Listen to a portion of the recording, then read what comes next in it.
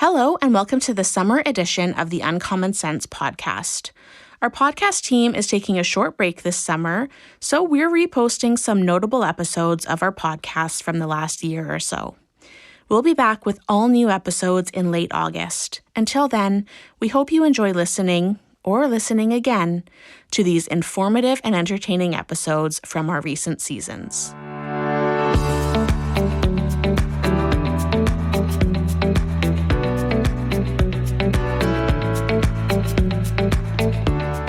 Welcome. This is Uncommon Sense, a podcast presented by the Heshi CPA Knowledge Center. The center is an initiative of the CPA Education Foundation, the charitable arm of the Chartered Professional Accountant profession in Alberta. Our episodes feature conversations with Alberta CPAs sharing their insights on a wide range of timely topics. Alberta CPAs work in every part of the economy and volunteer their time and expertise in virtually every community in Alberta. With each episode, we bring you voices and perspectives that reflect the diverse knowledge and contributions that CPAs bring to our province.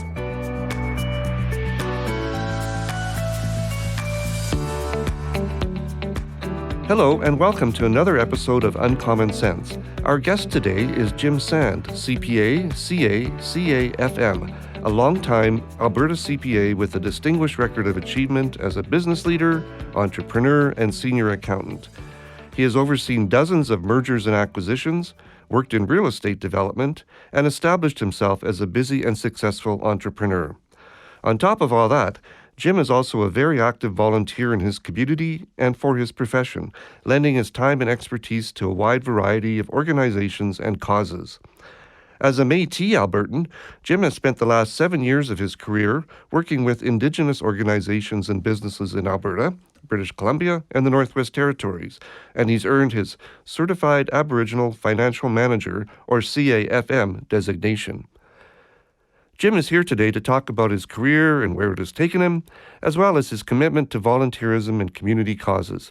His story is fascinating, and I look forward to hearing more about it. Welcome, Jim. Thanks a lot, Gordon. I appreciate you talking with me today. And thanks for driving in from Onaway on a crazy winter morning. Really appreciate it. Yeah, just for history, it's pretty slippery out there. Well, good to know. I'm glad you can make it in safely. So, Jim, as always, I'm going to start off by asking you to share a piece of uncommon sense with us. That might be a word of wisdom or a life hack you've picked up at some point along your journey. Do you have something to share with us? Yeah, I'd like to just kind of talk about, from my perspective, like right through from high school as a young fellow, I've always looked for mentors. Didn't matter what I was doing, whether I wanted to learn to ride horses, whether I was playing hockey, later on in life in my career and where I wanted to head. I've always looked to mentors, finding people that were doing what I wanted to do and then learning from them. And then, of course, throughout my career, I've mentored a few people as well. Yeah, I was going to ask that. I think that's so important no matter what you're doing in your life to have a mentor and then to pay it back when you have the opportunity to help someone else along the way. Yeah, absolutely. And with CPA Alberta, I've a couple times I've mentored people in the profession that wanted mentorship, and I've been involved in the program. But I've also just done it organically. Like if someone asks questions or something, I always offer my time to help someone out because people have offered their time to help me out. That's fantastic. So thanks for that, Jim. And before we get into discussing your career, I understand you grew up in Jasper. What was that like growing up in one of Canada's most famous national parks? Well, I consider myself quite lucky. It's kind of a foundation in my life. To this day, I still love being out in the bush. I still like spending time out there. Growing up in Jasper, I had opportunities to play hockey, to ski, downhill, cross-country, backcountry skiing, to fish, learning to hunt out on the eastern slopes of the Rockies. It was a great place to grow up with a great bunch of people in a very small town, and I appreciated it so much. And I'm glad my parents both moved there. Yeah, it must have been especially tough to see that fire out there that they had. Yeah, for myself, just personally, I had 6 friends and families that lost their houses there and a brother that lost his apartment. And because of it, he's not moving back to Jasper just because of the housing shortage there now. Wow, that's tough to hear for sure. It is bad. The good thing is people are starting to rebuild their houses now. So that's the good part of it. Yeah. Well, the rebuild is going to be, I think, pretty positive for the whole country to see, actually. So, Jim, can you talk about your journey to becoming a CPA? Why did you decide on that career path? Well, I'm not sure I ever decided on it. When I left Jasper, I went to a year at Red Deer College. Had a great time there, but I didn't really study that hard. So I took a few years off, worked for a while, went back to Red Deer College, and one of my instructors there, I ran into him one night. We were out having a beer, and I didn't know what I wanted to do. I was in business, but I didn't really know what I wanted to do. So I asked him, what's the quickest way to get to the top of a company? And he said, well, get your CPA. Oh. I thought about it for a couple days. I didn't really know about it. I had one friend growing up, his dad was a CPA, so I called him, and he said the same thing, and that's what sent me down the road to becoming a CPA. Wow, so it was some advice from other people that led you to that path. Yes, I didn't know it was going to be so difficult to get my designation, but it was well worth it. It's best not to know going in. Yes, exactly. You've used your CPA designation in a variety of ways over the years, from serving as a chief financial officer to establishing your own business. What have been some of your personal career highlights, whether that means travel opportunities, personal achievements, or something else? Well, it's hard to just say one. I've been very lucky in my career that I've been exposed to a lot of things, from raising money to working in multi-country, multi-division businesses, to working with First Nations and doing a number of things. Travel has definitely been one of the highlights in my career that I've been able to do. I've been to Taiwan, I've been to Honduras, I've been to Jamaica, I've been over most of the United States, almost all of Canada, except for Nunavut. I've never been to Nunavut for work, but I've been pretty much everywhere. So that was a real highlight. And then one specific project, I think that I really enjoyed the most, and I think if I defined my career by something, it would be it. And it was putting together a trust for the Bearspaw First Nation, where they had about $60 million, and they had been trying for about 15 years to move that money and put it into a trust. And while I was there, I was able to work with the CEO and the chief and counsel to get that done. So now they have a legacy trust that's going to serve them for centuries to come. Wow, I mean, that's a pretty significant achievement for sure. It is, and it's at the end of it, after all the struggles and everything you go through to put a business project together like that, there's a sense of accomplishment that you really hits home. Yeah. So with all that travel, what would you say was the most interesting place you've ever visited outside of Canada? I would say probably Taiwan. I was earlier on in my career, I had taken on I was the CFO of the company, but I had also taken on kind of an operations role at the same time. We had a pipeline division that did integrity work. So running pipeline pigs and looking at pipelines, and basically the technology is that you can tell where there's problems in the pipeline.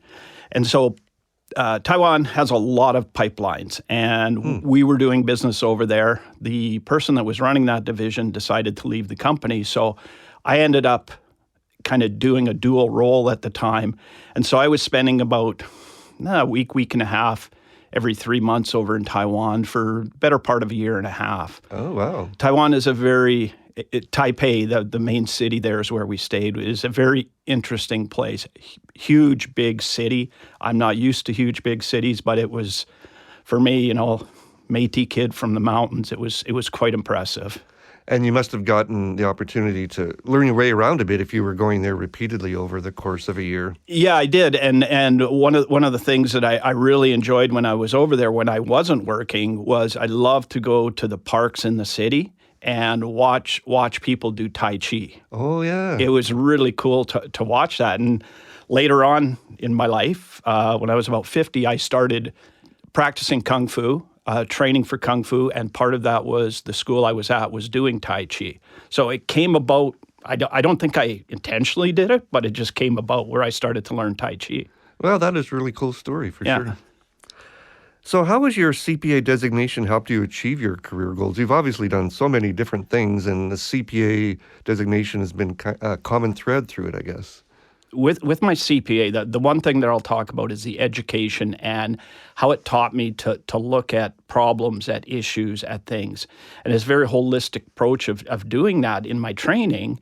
And because of that, in business, whenever something came up, whether it was a new job or a project or something I'd never done before, I just relied on that training, went and learned as much as I could about what I was trying to do, ask mentors, ask people that had done it before, and just learn from there. And I think at the core of a CPA designation, I think that's what it is that foundational learning.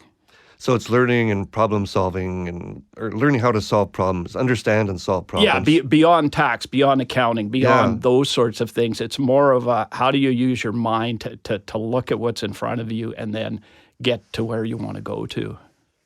Yeah, that's great. Yeah. I understand you are now primarily an entrepreneur and CFO. What led you to move into that kind of career role at this point in your life? Well, I think I think from a young age, I always was an entrepreneur. I kind of started my first business with a buddy of mine when we were 12. We were sweeping out parking lots in Jasper. We would go up to the business owners and, this was back in a time before, not everyone had machines and that to do things. So we just had a long broom, the two of us, and that's what we did for a summer. We were very young, 12 years old, I think, and he was 14. And that's where I started out. My dad worked for the railway in Jasper, but he always had what I'll call a side gig. He always was doing something on the side to make other money. And so I think I just naturally learned through that. And Jasper's a very unique little town. Yes, a lot of people work for the government, and a lot of people work for the government, but there's a lot of entrepreneurs in Jasper that provide services to the town and to the park. So you just naturally run into entrepreneurs everywhere. So it's been in your blood since you were a kid, basically. I think so, yes. Because it's not an easy thing to do. It takes a lot of work and it takes a lot of planning, and it doesn't always work out the way you think it will. So as a kid approaching businesses to see if you could clean up their parking lots and so on, were you kind of nervous approaching people, or were you pretty out there and extroverted? I've never really been an extrovert, no. But I always saw a need, in business, you got to solve a problem or solve someone's if they have a need, and that's what I saw. And so, I think having my buddy there with me helped a lot. When you approach someone to say, "We'll do this work for you if you pay us this amount of money." Yeah. So other than identifying a need that needs to be filled, what would you say are the other keys to being a successful entrepreneur these days? I truly think that partnerships are needed. No one can have all the skill sets they need to run a business, small business or any business. And you need partnerships. You need people that you can work with, that you can trust, you can rely on, to help you do the things that you aren't good at doing yourself, or the flip side, that you don't want to do. You may be good at it, but maybe you don't want to do it. Yeah. Anything else you think is important to being an entrepreneur successfully? I think you have to be willing to talk with people, to be around people, and want to work with people. I don't care what business it is. That's the foundation of any business is people. I often hear, that people starting out in their own business or a small business, they have to work 14 hours a day, 7 days a week. Is that still something that's true in most cases based on your experience? I think that's kind of normal because when you're starting out with a business, you don't have anything in place. And if you want your business to be successful, you got to put in processes. You've got to put in, whether that's accounting, marketing, sales, whatever it is, you've got to put those all in place. And you don't have that at the beginning of a business.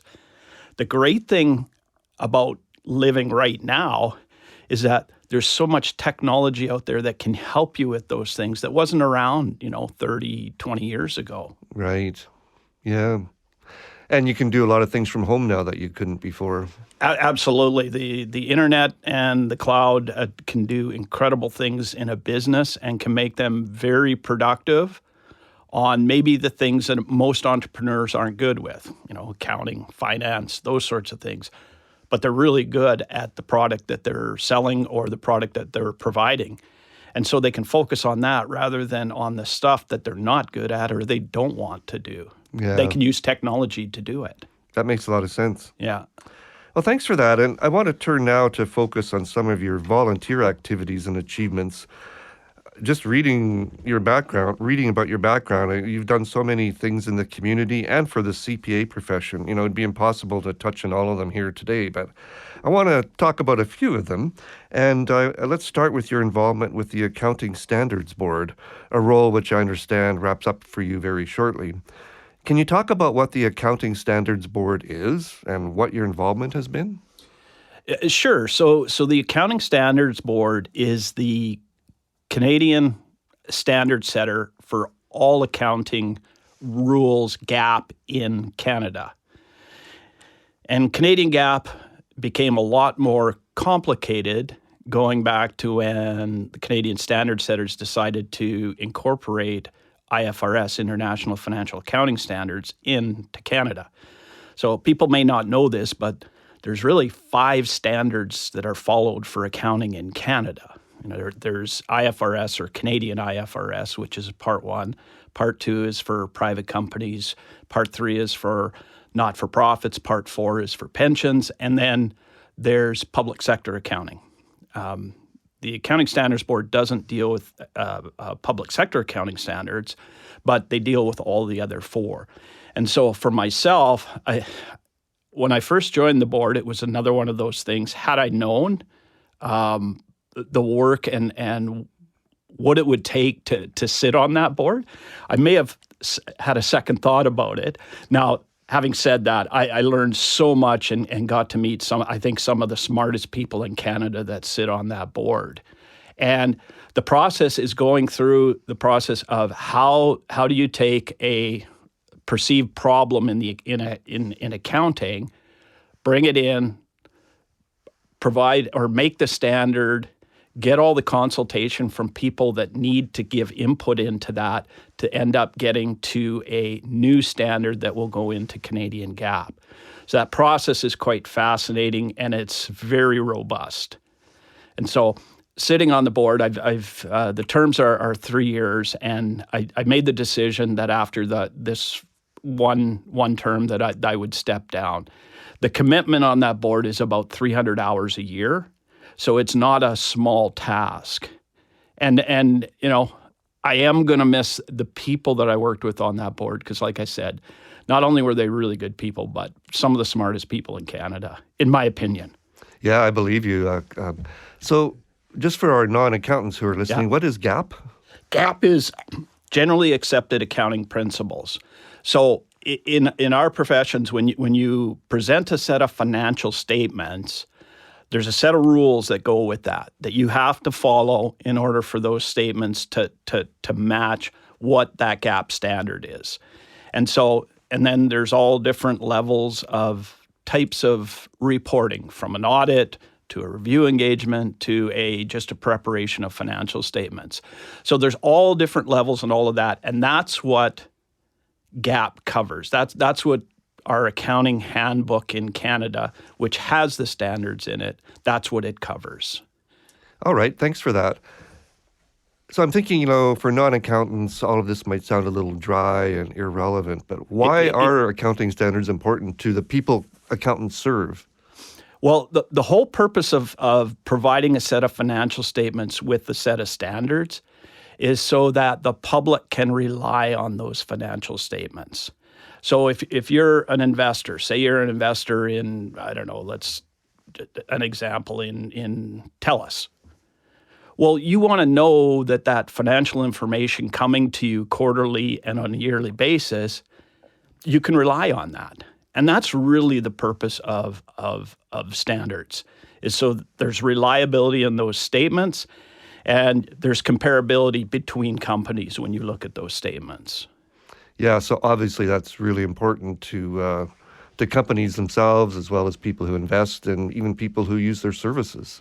Well, yeah, and if you take it down from, say, a public company down to, say, a private company, well, if you're borrowing from a bank or another lender or that, they want to know that those statements that they're receiving are prepared the same way, because they're relying on those statements to make a lending decision to your company. Right. Well, thanks for that, Jim. Yeah, That makes a lot of sense. You're also involved with the Westview Health Center Foundation in a volunteer capacity.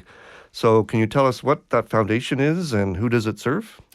Yeah, the Westview Health Foundation is the health foundation.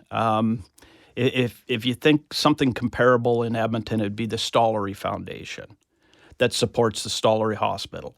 So that's what we do. The Westview Hospital, they're not called a hospital, but they are a hospital. And we support the Westview Hospital, which is the hospital in Stony Plain. Okay. That hospital supports about 100,000 people in Spruce Grove, Stony Plain, Parkland County, Lac St. Anne County, all the way out to Yellowhead County, out by Evansburg. And so what we do is we raise money to help with capital equipment, with programs, and with those sorts of things. We just released in the last day our community impact statement. We spent in the community last year, I think it was about $692,000 on programs and equipment for the hospital, mental health programs in the community. So there's a lot of things that we do, but primarily we're there to help support the Stony Plain Hospital. Wow, that's important work. And I understand you've been on that foundation board since 2023. Over those 2 or 3 years, what have been your personal priorities as a board member? Well, when I first got onto the board, I was recruited onto the board because of my financial background, but also because of my business background. So we changed. I don't want to say change because it sounds like something was going wrong to begin with. There wasn't. It was a small community board that was helping the hospital. The executive director that recruited me onto the board understood the need to become more of a professional board. And so she did the work to recruit players. We added more procedures within the board so that decision-making was much more transparent. Getting to the goal, because we knew at some point we were going to have a large project that was going to come our way. And that project was announced by the provincial government back in November of 2025. And that is, we are raising money right now, about $5.1 million to put a CT scanner into the Stony Plain Hospital. Wow, and how's that been going so far since November? So far, it's been going good. Raising that much money is a process. You just don't go out and start knocking on doors. So we put a plan in place. We're working on that plan. We're in not pre-feasibility, but we'll just call it fundraising to the public. We're still out asking private parties, and we're building those relationships and doing that to get some of the big dollars in before we kind of open it up to the public to start getting more funds for that. So our goal is within 2 years we'll have those funds raised and we'll be able to put the CT scanner in the hospital. It must be a unique project to fundraise in such a wide-ranging area, many different communities, different towns. very far apart from each other, compared to being in a consolidated area like Edmonton or Calgary. So some unique challenges there, perhaps? Unique challenges or unique opportunities as well. So we have a lot more municipalities in that area than, say, in Edmonton. You may have different wards, but you basically have one municipality. Where in our community, in the coverage area that we cover, I think if you add all the towns, summer villages and all that, maybe 20 municipalities in that whole area that we cover. So there's opportunities within that to be able to raise funds. The great thing about where we live out in the Stony Plain area, again, there's a lot of very successful entrepreneurs out there that are very willing to help out the community. So that's great for our foundation as well and for this fundraising project. Yeah, well, that's great. And it sounds like it's going to be a big success. So good luck with that. Thank you. You've also previously served as a director with the Lac St. Anne Food Bank. What was that experience like for you? That was really good. I was, again, recruited onto that board to help out initially with doing the financing accounting for it. It's a small group, but it serves a lot of people in that Lac St. Anne, Alberta Beach, Alexis Nakota, First Nation, and that's kind of the area that the food bank covers. And it's been very rewarding. In the last couple of years, I kind of stepped down. I still sit as a director, but I'm not very much involved on a day-to-day basis. But through COVID and some of those challenges that we've especially had in the last 3 years with inflation, cost of groceries, and that, the need is significant in that local community because, again, we're not a big area, so it's a lot of local people helping local people. Wow, that sounds great. Yeah. Very important work. Yeah. So what motivates you to dedicate so much of your time and expertise to these volunteer causes? Is there a common thread or focus that runs through all of your volunteer commitments? I wouldn't say for actually what I'm volunteering for, but I'll go back to my mom and dad. And they didn't tell me to go out in the community and volunteer in that. I just learned from watching them. They were both very involved in our local community. My dad sat on the Legion board for 25 years. My mom was always involved in community events, in school events, in those sorts of things. My dad, he as a young boy, he never got to play hockey, but he learned how to play baseball, so he coached baseball and that. And you just kind of pick that up from watching what your parents did. I don't think I was ever told to go and do this. I just, that's what you're supposed to do. Okay, well, that's what I'll do. Yeah.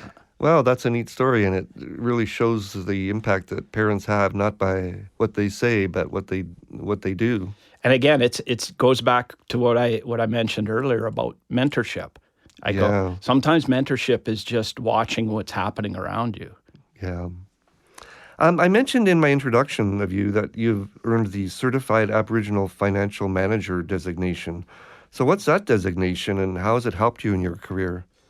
Yeah, that designation is, there's an organization in Canada, it's called AFOA, which was originally called the Aboriginal Financial Officers Association, which was an association that was put together to try and help First Nations, Métis, Inuit communities bring up the standard of financial people and financial reporting in their communities.